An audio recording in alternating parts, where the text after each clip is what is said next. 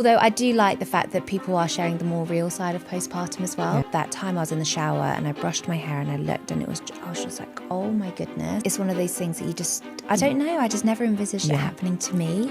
And also that emotional impact. People can tell you that this has happened and it's really stressful, but until it happens to you, often it's quite hard to get onto that level of empathy. My son was born in October and I look at the pictures of me blowing out the candle and I look at my hair and I'm like, wow, it was see-through or you could see little bits? Really, yeah, I had it up, so and then you could just see it was just bald. There was just it was gone. It was completely gone. When I'm in my house, I'm a mum. I'm not a GP, and I really try and make that clear. And anything that comes to the kids and them being unwell, it's my maternal instinct. I can't put my GP hat on because the emotions of being a mum with the knowledge of a GP, you're going to go. Welcome to this episode of The Hair Edit with myself, Victoria Lynch. And me, Ateh Jewel.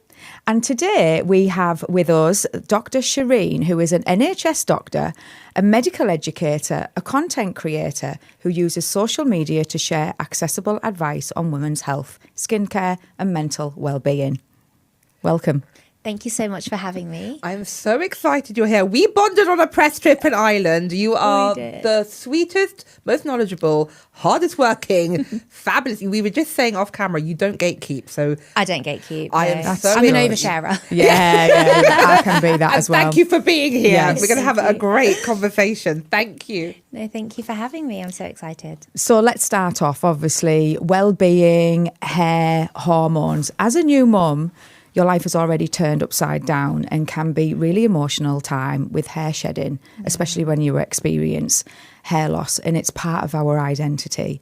What is actually happening hormonally when it comes to postpartum hair shedding? That's a really good question. And I think what we need to do is go back to what happens during pregnancy.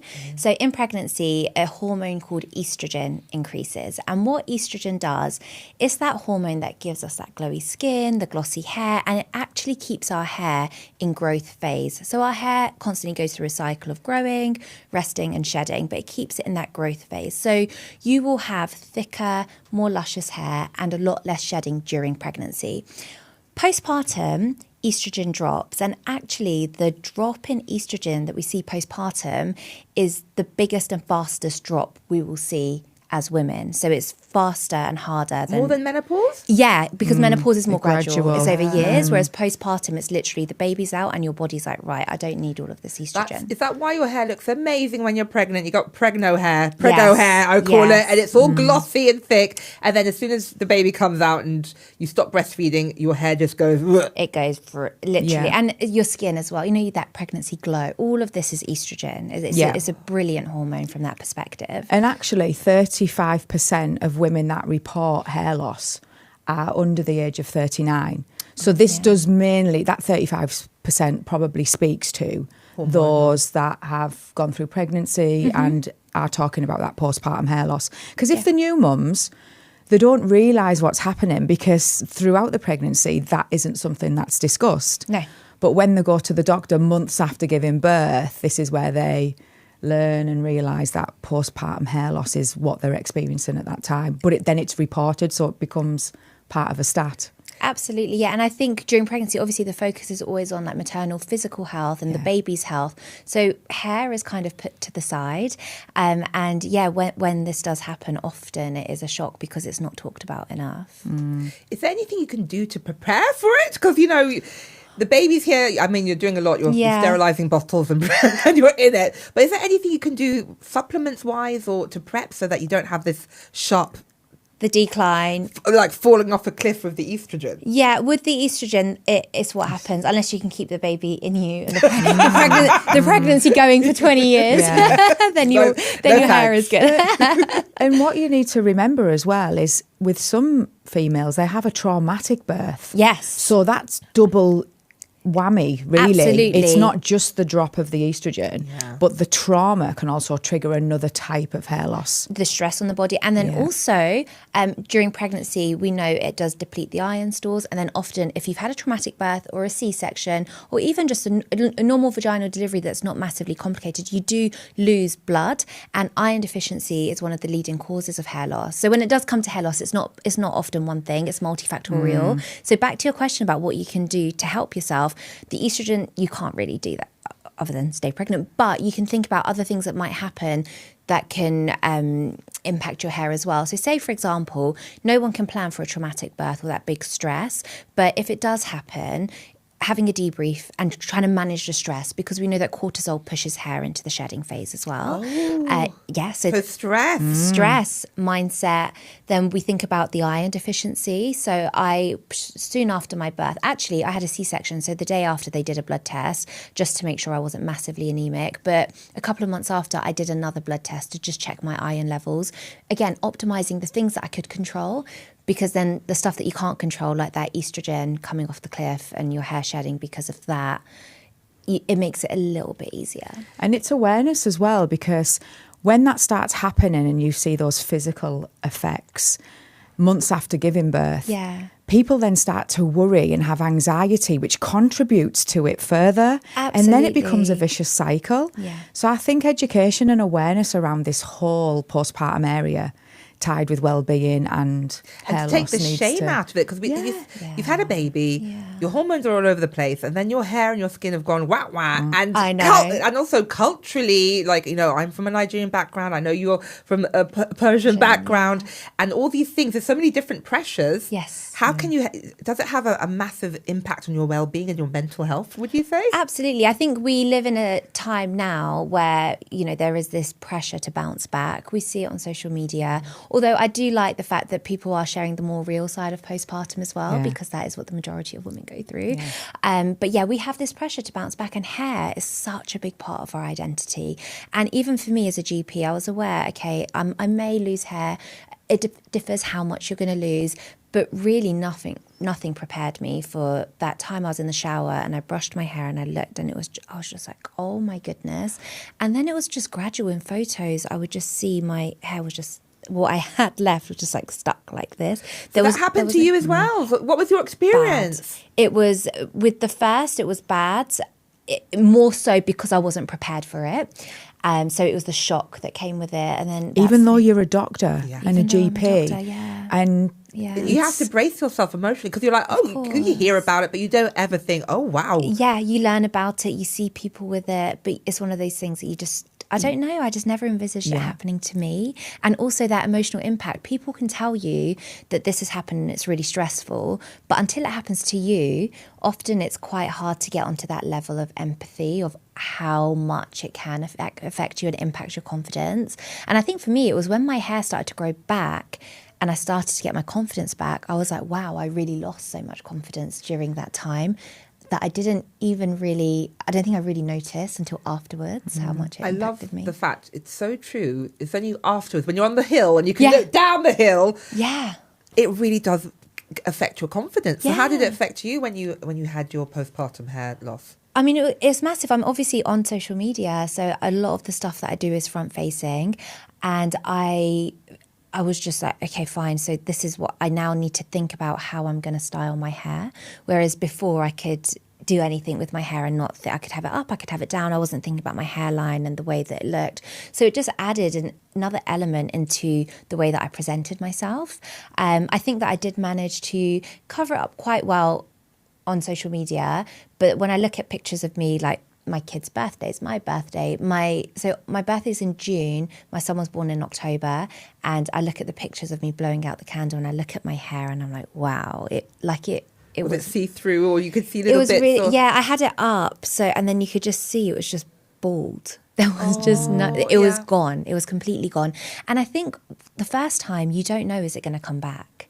And you're like, how can this come back? I've lost so much. Then when it does come back, the second one, I was like, okay, You're a bit more prepared. I'm a bit more prepared. And you're not as anxious or concerned. So your personal experience has gone on then to help and advise other people that are experiencing the same thing and are unaware. Yes, absolutely. From empathy. And how long did it take for your hair to grow back, and what should people brace themselves for if it grows back? Yeah. Touch wood. Yeah. How long Most does people, it take for you to go back to what you were? So the shedding started about 3 months postpartum. That's when it was probably really ramping up, and it went on till about 6. And I remember I read around 6 months it would stop, and I just couldn't wait for it to stop. Then once it stopped, it's as long as it takes for hair to start to grow back. So your hair does start to go back into that growth phase. You need to really support your body in it though. And this is what I didn't realize. I always took my hair for granted. And then it was at a point that I was like, actually, no, I really need to think about every single factor that can impact my hair right now. So I went to see a trichologist. Even as a doctor, I was like, you can never stop learning. There are so many experts to learn from. And I was like, I just want to know what I can do to help myself. So we did a blood test. My iron, despite me taking iron tablets, was normal for general health and well-being, but for hair, it was low. So your ferritin, we as NHS GPs, 13, I'm happy with that. It's normal, but it has to be 80 for hair growth. And how much? 80. And do you know how hard So it is, just to Ateh? stay So the alive, standard with the 13. Okay, can we say 13? 1-3. So 1-3 to 150 is your bloods will come back as normal. So you won't get a call from your GP. We mark it as normal. You go about your day. But for hair growth, you want it to be 80, and it is so hard to get it to 80. This is why. Thank you. Yeah. But when you're told something's normal you think, from okay. a doctor, Yes. you take that. But deep down, you know something's there's not that right. internal frustration, that niggling. Well, just what is it? Because there's something not something right. wrong. You know what and it is? then the categorizing that normality. There's a big difference between survival, because as a doctor, you're like, Yeah. you're alive, off you go, Yeah. and feeling vibrant and your best. And that's And being your best self. And that's where you're a genius, because you care about both sides of the fence. Absolutely. God bless you. It's not just the bare minimum NHS. We as women and as new moms, we have to be the best version of ourselves. I really strongly believe that. To give to our kids, you have to be the best. So if you don't want to do it for yourself, you do it for your family. So true.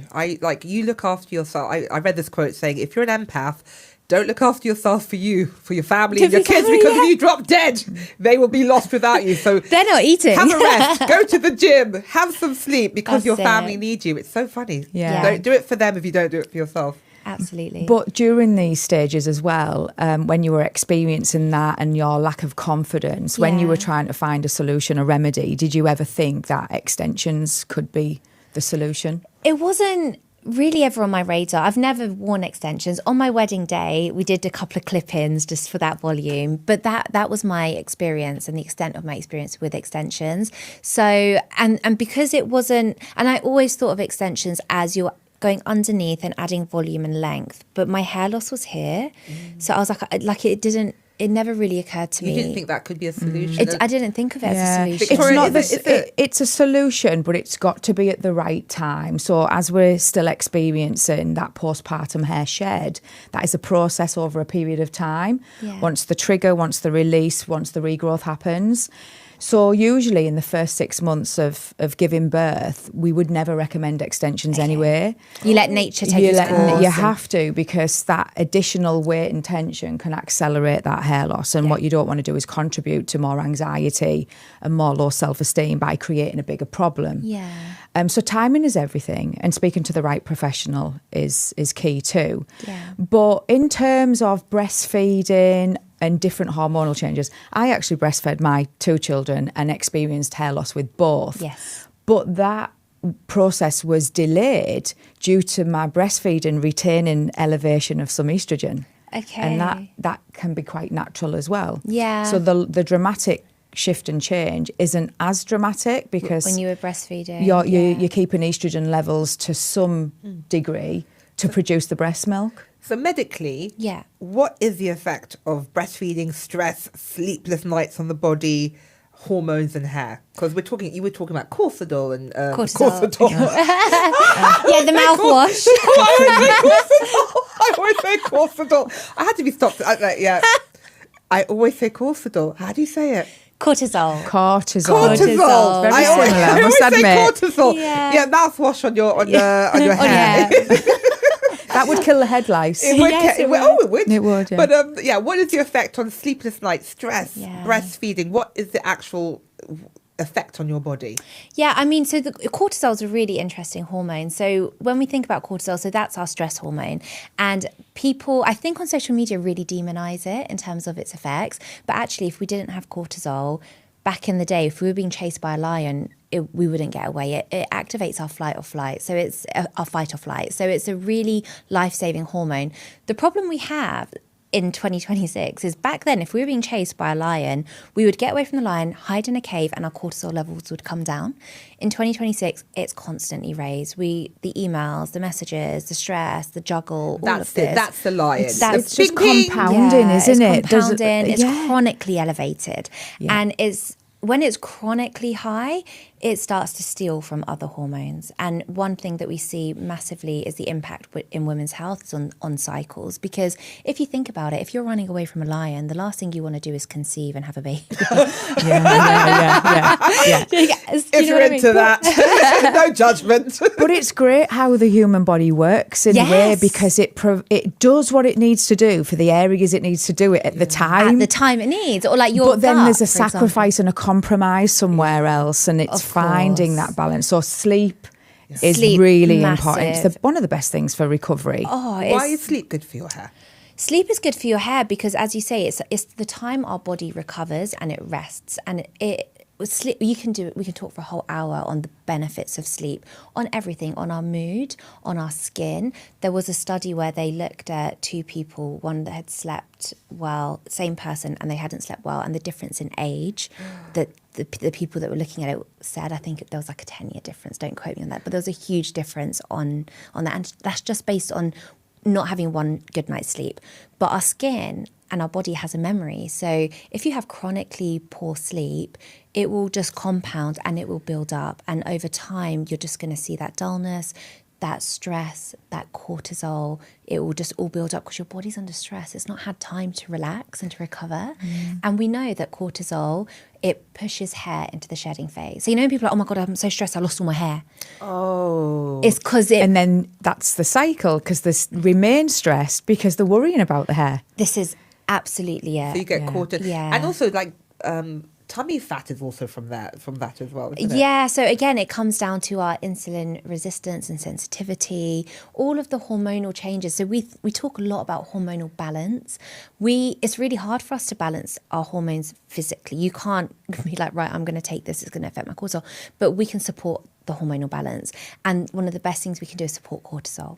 So our bodies are great at kind of balancing our hormones if we were living back in those times, but it's 2026 and we have to keep up with the external environment. We have to help our bodies react to all of the external stuff that we're seeing that we wouldn't have seen back in the evolutionary times. Yeah, there's so much pressure as well. Like in today's age, the pressure comes from bouncing back so soon after childbirth as well. And again, the stress that adds. It's mental, physical, like all emotional, of this, hormonal, and that all affects your hair, like you're saying. Yeah, and obviously that pressure to bounce back quickly after giving birth. What would you say is a realistic time frame to give yourself?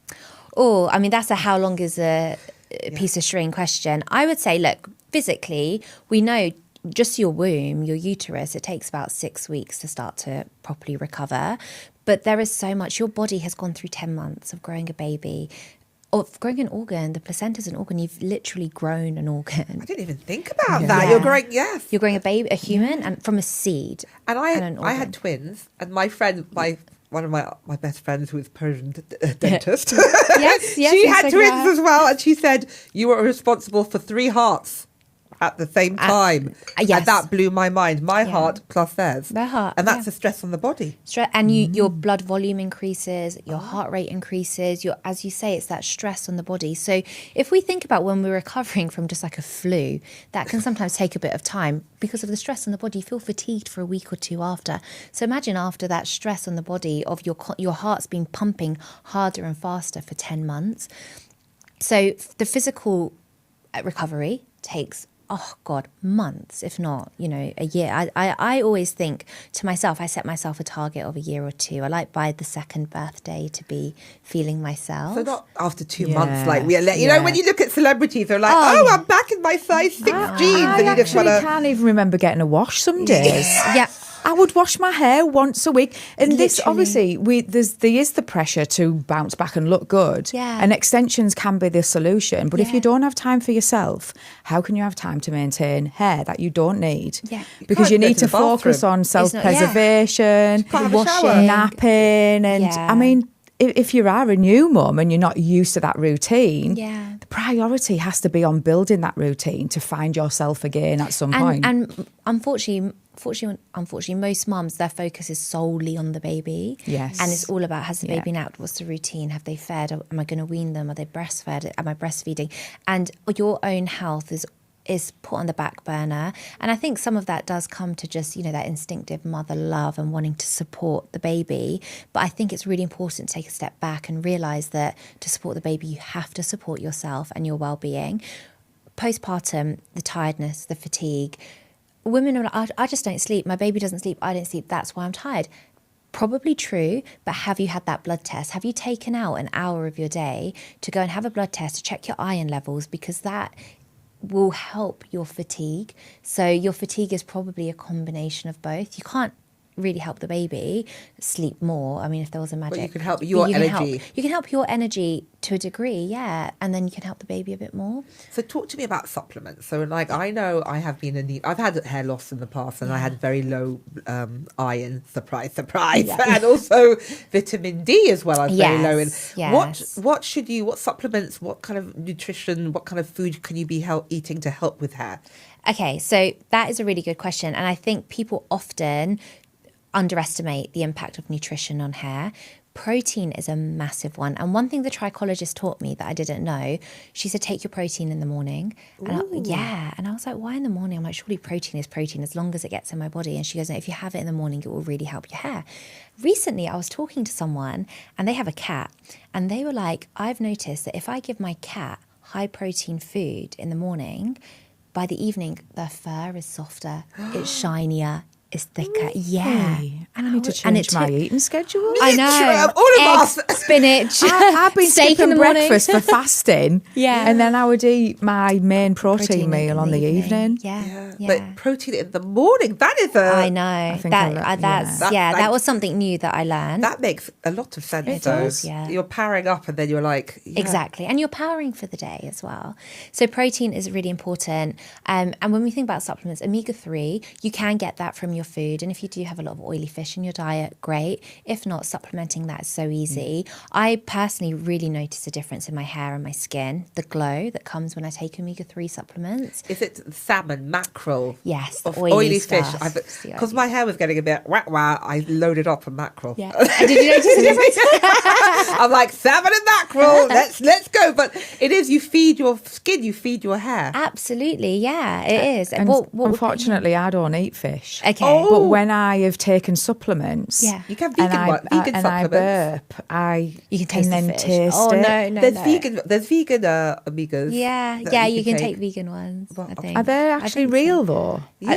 I don't know. No, 'cause I would imagine they're just a synthetic version. It's like the corn sausages. On Yeah. Are they really? It don't hit. You don't hit the It same, don't hit. no. Yeah, So a synthetic version is never going to Yeah. be Yeah. as realistic as the natural. It's like where collagen, where can Victorian people who don't eat fish get their omega-3 from? That's a really good question. Probably through some form of supplementation. Yeah. I'm not an expert at that. I'm ready but to you would try have anything I now, would just to look into your maintain local- as like the best. And I think thinking about it, like I'm my age now, I'm thinking about what I should do because I'm seeing the effects. Yes. And I don't look after myself as I should, really. But when you think about it, prevention is better than cure. Absolutely. Now, I grew up in a time where you did as well. We had no access to any of these types of products. Or information. Or information, perimenopause. Yeah. I think perimenopause, people are only talking about it like now, even in medical 2 years school. ago, I didn't know what perimenopause was. Yeah. Well, no, I did. But Well, yeah. I did. I did. But I wasn't. We weren't talking about it on social media. We were 2 years ago. We were talking about endometriosis, which is a very good conversation that we have to talk about. PCOS, periods. But I feel like now perimenopause is having her moment, and it's so important because it starts 15 years often before menopause. So at 35, when you're postpartum and you're like, I've got brain fog, anxiety, fatigue, I've just got a new baby, it might actually be. That is so interesting. And you know what? The the conversations you have about hormones with your mum is usually your first period, pregnancy, and then the conversation stops. And how old were you when you had your menopause? Just so I can kind of see and then, you know, also culturally, my mum's from Trinidad, you don't talk about things like that. It's distasteful. So it's so important to have these conversations. Can I tell you a feral story? I love your post-divorce, I'm back in the dating streets, and I was driving my girls to school, and beep, beep, Bumble, Gary Bumble popped up on the dashboard, a text. And I was trying to keep it a bit discreet, and my girls howling in the back, they're 14, going, oh, you're dating someone called Gary, da, da, da, da, da. And then one of my daughters said, are you going to have another baby? And then my other daughter went, don't be silly, she's perimenopausal. That ship sailed a long time ago. And I was horrified, but also so happy that they knew what perimenopausal was. The young ones today, I know more than what we think. And I 40, think that is just... I think our mums went through menopause without even knowing what happened. In secret. They've done it, they persevered in quiet. They really suffered did. in silence, which I really don't want people to do. But I found it horrifying, but also really happy that a 14-year-old knows what that is about and they can prepare for it, and it won't be a shock in the way with the shock to our mothers. It's that shock that prevention better than cure, and I think that knowledge and experience and conversation is going to go a long way now to help the future of with menopause. Lives. What's quite interesting is 100 years ago, women wouldn't reach the menopause because we'd be dead. Right? So then I think there was a period where it's okay, we're living longer, but what's happened to my periods? It's gone, and then we're still learning about it. So we are living right now through history, if that makes sense. We're making history by talking about it, because as your daughters get older, as our children get older, it's just going to be part and parcel of how we grew up knowing what a period was. People will just grow up knowing what menopause is. If we're going to live to 100, if you're okay, if you can take care of it, amen. If you can take care of yourself, wear and tear, people are living longer and longer and longer. Absolutely, and more fulfilled lives. So I feel like before we felt in medicine, I felt certainly, because I did a lot of care of the elderly, I would look at people, I'm like, are we prolonging life or are we prolonging death? I know, it's so profound. Cry. I know, but I felt like that. It's quality of life and living your best life. And we need to be living our best lives. And in the perimenopausal years, 15 years potentially of not feeling like yourself as a woman is a lot in your prime years, where you're career building, peaking in your career, bringing up your family, and you're feeling like crap, losing your hair. It's not great. It's not a great way to be living those years. And we can take that then into menopause. And what we do now, I'm strength training. I'm doing a lot of weights because I know the science that it's not just about cardio. Right now, I need that muscle. Protect your bones. That's it. I want to go through perimenopause, menopause, having set myself up for an potentially easier time, and it's what you do now. And that's why extensions can be really good. If you, like you were saying, you're strength training, you're eating well, you can have extensions to boost how you feel about yourself. It could be all part and parcel of how you take care of yourself. Yeah, absolutely. And if those extensions make you feel confident and they reduce your stress, reduce your cortisol, you're putting something on externally that actually internally could be helping you too. Because if you think you look great, you feel great mentally and physically as well, and I think that does go a long way. But again, it's back to time, and especially postpartum, and understanding any hormonal changes that are happening at the time, and speaking to the right professionals about it. That's it. And I think there's some mixed messages between GPs, people, Google, and then the industry as a whole, like girlfriends talking with your peers about it. The whole space is confusing. And then HRT, don't get started. No, don't get started on HRT. Should you start HRT because you want will help support your hair? Is that something people...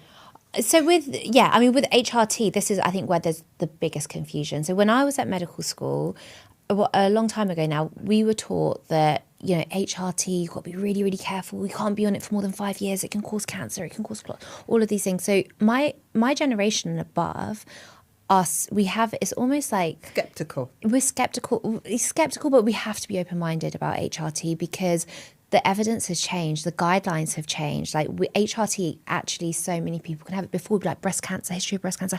Absolutely no.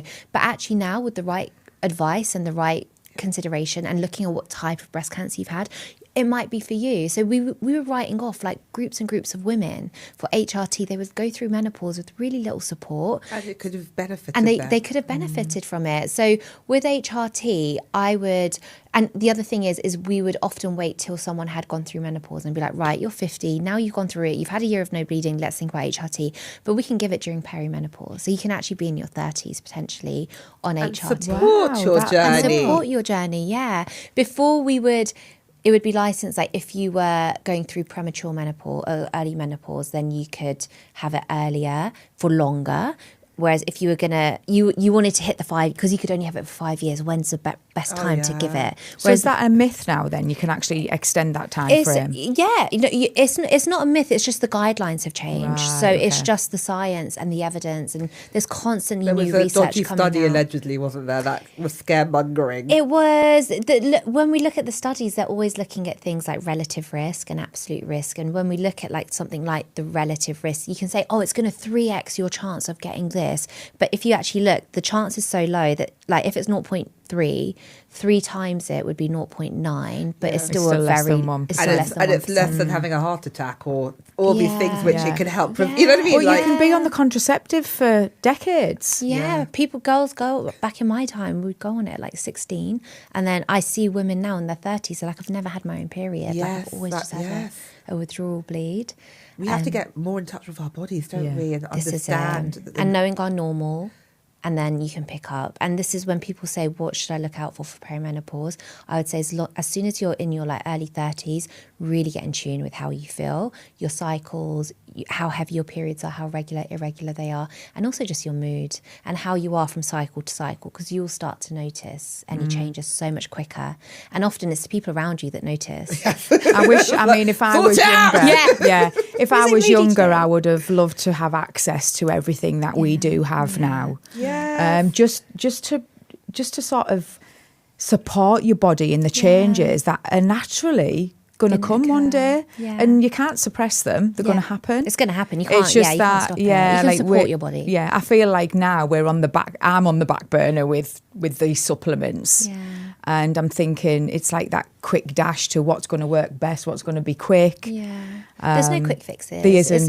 It's a lifestyle thing. And I always say, start with one habit that's going to really help, and then you just build on it. Yeah. So if it's your sleep that you want to optimize, work on that, get that good, then go on to the next bit. If you try and wake up one day and be like, right, today I'm going to be healthy now forever. I'm going to be that girl. It's just not going to happen. Yeah. And the little things over time add up, and time passes so fast. And before you know it, you've been living like 5-10 years of a healthy lifestyle. Little and often. It's hard to do. I've got the ADHD and I'm all or nothing. I'm an all or nothing kind of queen, but little and often. Yeah. But again, being conscious of that and being conscious of your ADHD and thinking, okay, this is my ADHD that's making me do this, but let me try and like pull it back a little bit and see what's right.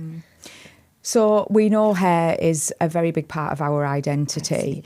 How do you look at colouring services on hair during pregnancy and post-pregnancy? Because some people think that you can't bleach or colour your hair when you're pregnant. It's the roots. It's the roots. It's the roots. So you can do a balayage. I mean, you don't want to put anything on your scalp that could get absorbed via the skin. But if you're putting on the tips of your hair, it's not going to go in. But again, when we think about pregnancy, so many women won't colour their roots because they because of the chemicals, and they wait until after. They wait until after, and then you come out grey, where you might not want to be grey, and then losing it as well, and then the skin, and you just suddenly feel so aged. I think that I look younger now than I did 2 years ago. We said that yesterday. We were just literally, because I have a picture of holding my newborn twins where I literally look like 16 and pregnant. The TV show looked like a child. We looked like teenage parents. And then you just age. You fall off a cliff. You fall off, and then you come back. And then now we look 20 years younger. But is that, Victoria, is that a good alternative? Like Shireen was saying, you can't colour your hair. A lot of people don't colour. They go grey. Can you use coloured clip-ins or extensions during pregnancy to make you feel a bit Yeah, I just think that extra addition in some way, whether it's volume, length or density, colour, you name it. I think that change can just elevate that confidence in some way. But even if it's early stages after giving birth and extensions aren't suitable, even that refresh of root colour or some type of change is just that personal investment that just goes a long way to feeling some normality when you're trying to re-find yourself. And it's during that time you're getting all the visitors and people that you might not have seen for ages, and it's like, everyone wants to come around, don't they?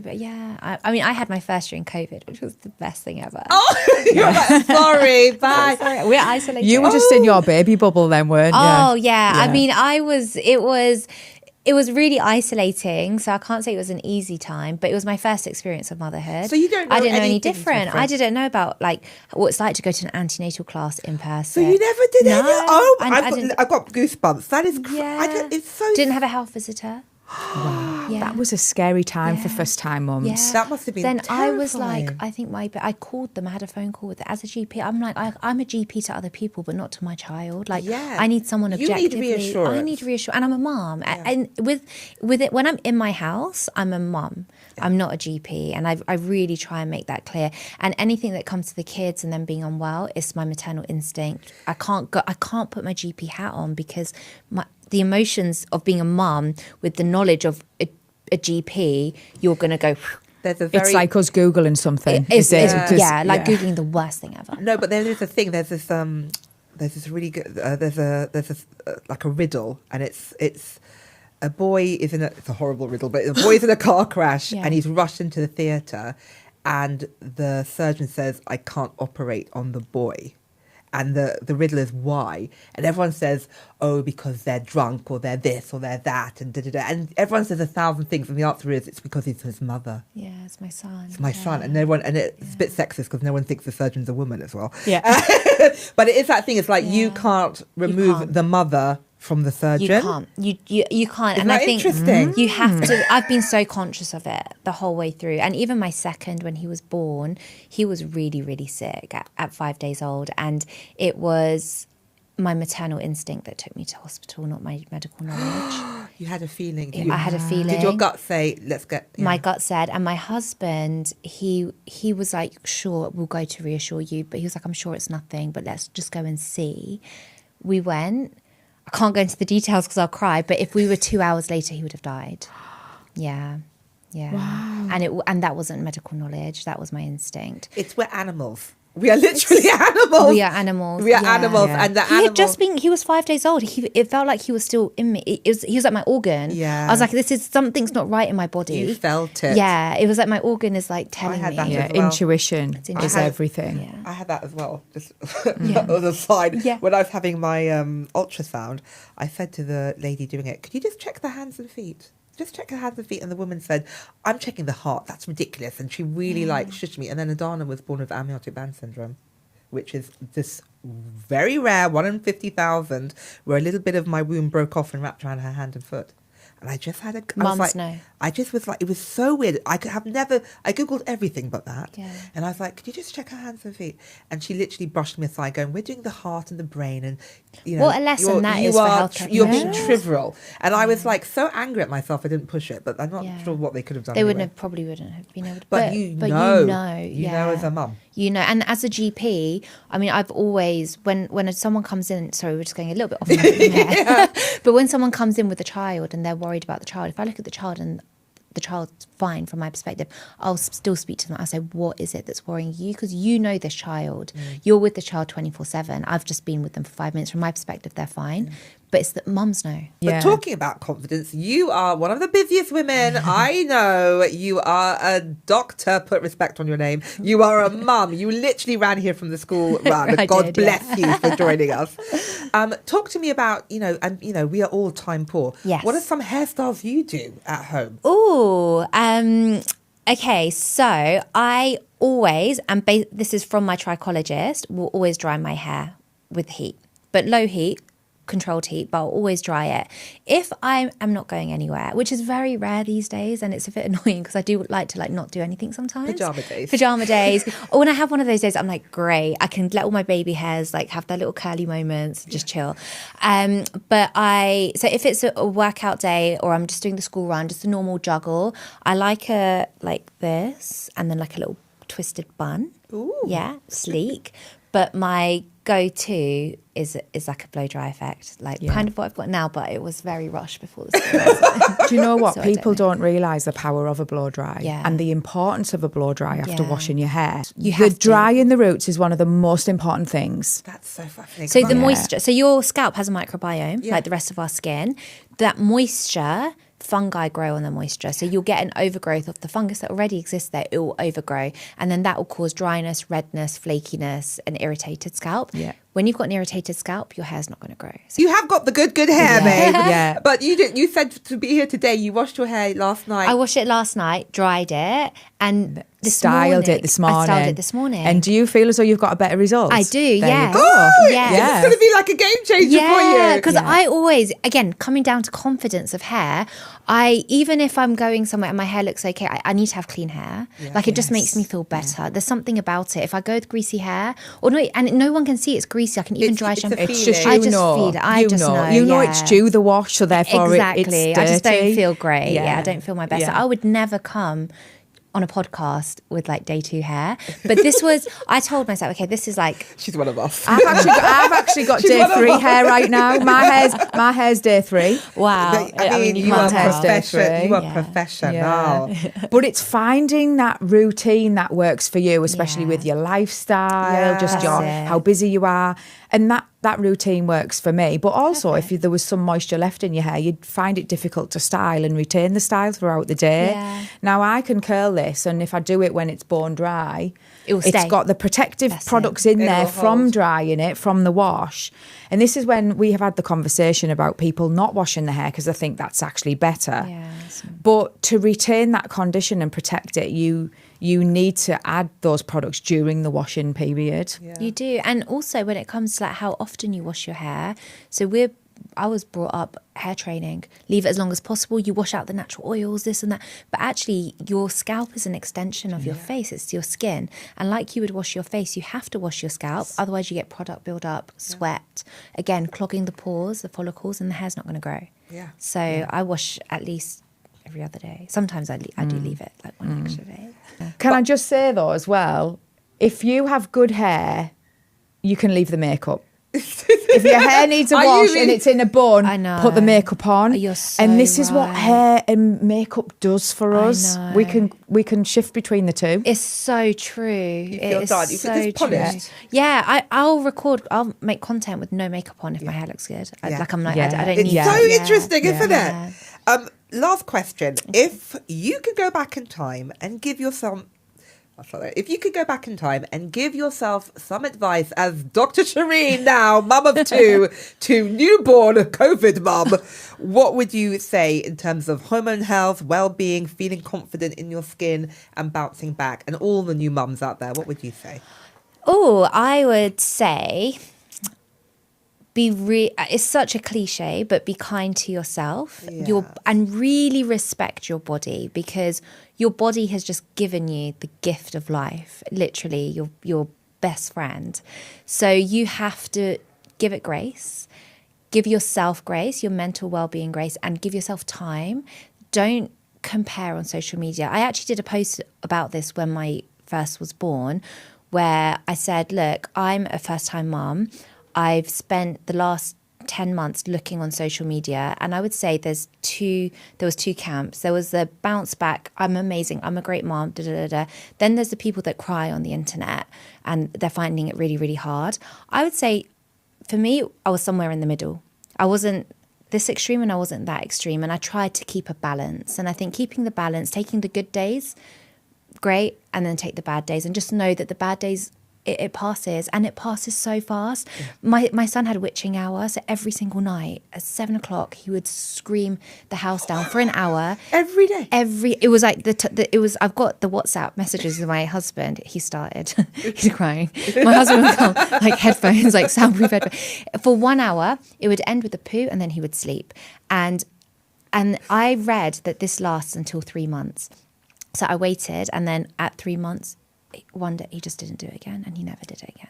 That's wild. Yeah. And it's something, again, about the fact that throughout the day, they're having so many different stimuli, things we wouldn't notice. There might be a hum in the background right now of like a radiator that we wouldn't even think about. But at that age, they're taking it all in and trying to process it.